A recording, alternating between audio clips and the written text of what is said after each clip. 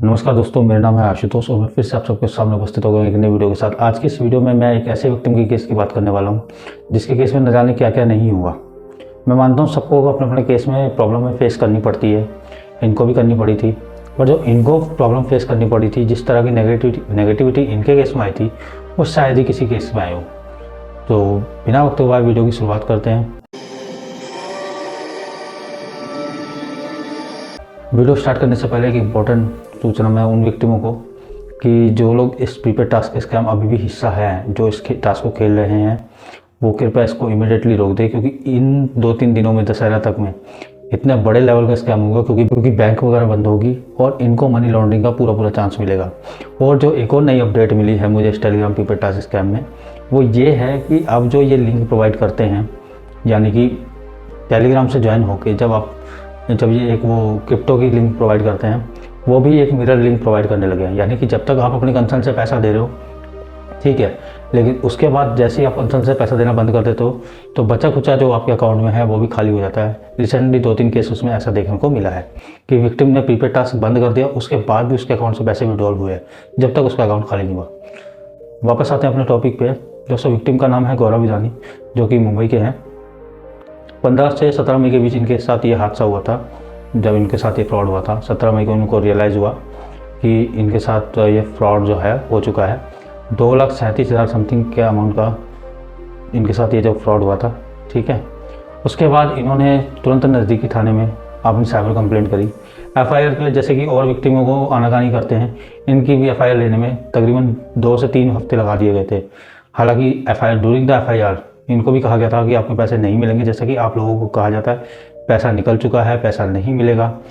But मैं यहाँ एक चीज़ कहना चाहूँगा, अगर गौरव जी भी आप लोगों की तरह या उन विक्टिमों की तरह हार मान के बैठ जाते कि अब पैसा रिकवर नहीं होगा, तो शायद आज गौरव जी का 100% रिकवर नहीं होता। आप खुद सोचिए, जहाँ उनकी साइबर ने 1 रुपये भी रिकवर ना करने की बात कही थी, वहाँ गौरव जी ने 100% रिकवर किया। तो इस केस में बहुत कुछ हो सकता है जो आप सोच भी नहीं सकते, ठीक है। इस चीज़ को आपने ध्यान रखना है।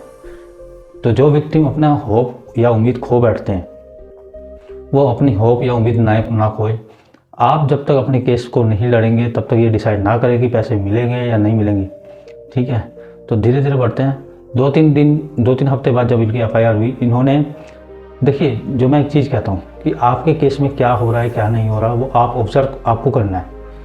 फील्ड में आपको वर्क दिखाना है, जो कि गौरव जी ने दिखाया।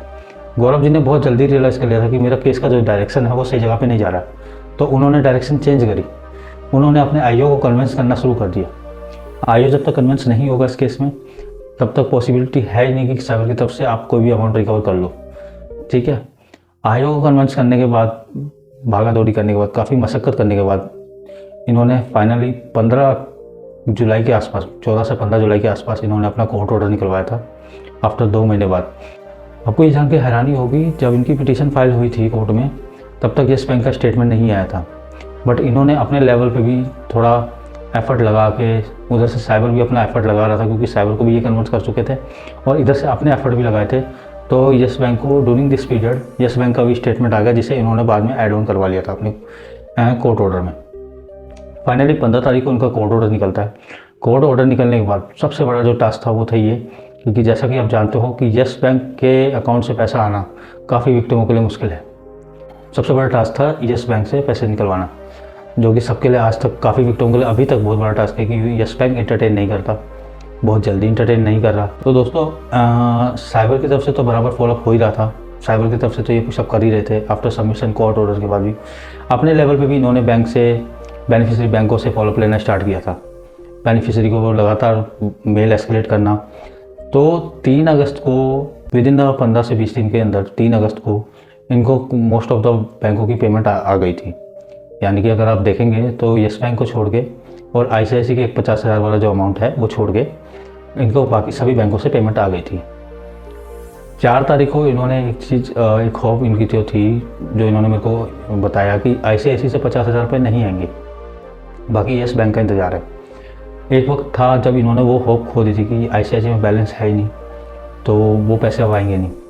बट आप देखेंगे, उस वक्त भी मैंने इनको कहा था कि मज़ा नहीं आया। मैं वो चैट का स्क्रीनशॉट भी लगाता हूँ, मज़ा नहीं आया। एटलीस्ट वो आपके हार्ड एंड मनी थे।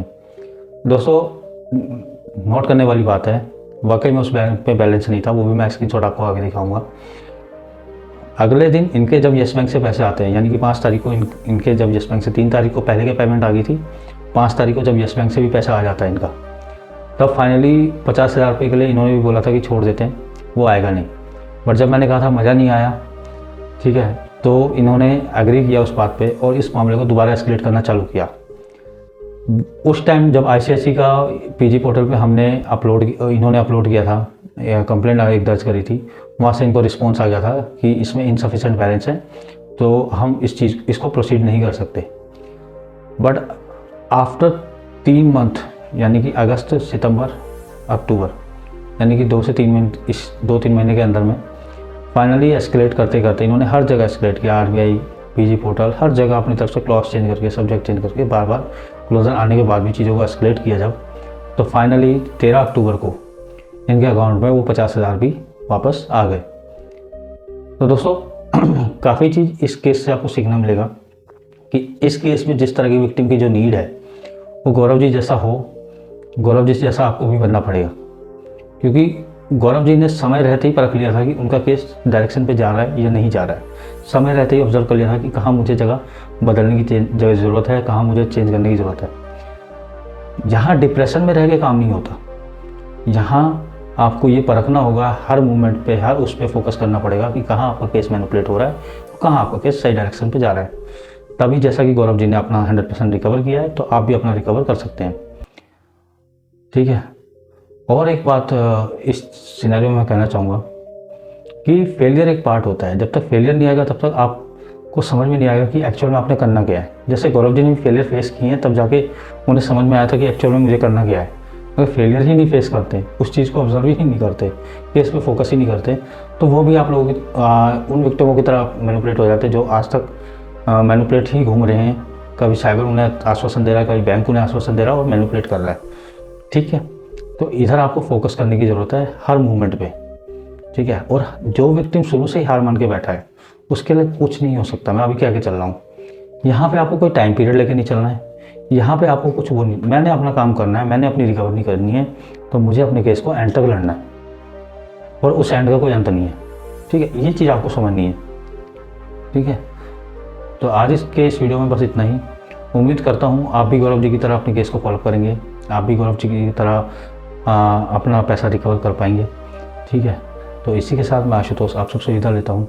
नमस्कार।